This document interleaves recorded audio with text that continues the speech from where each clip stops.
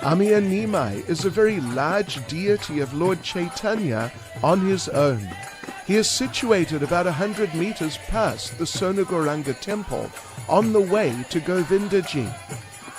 This temple is number 55 on our map.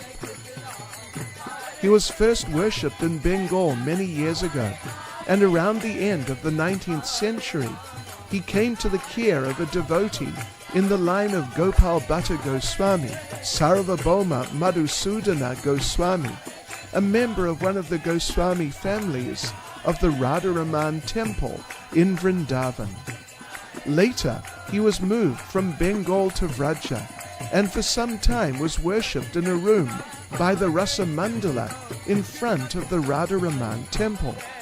But then more recently, he was installed in his own temple here.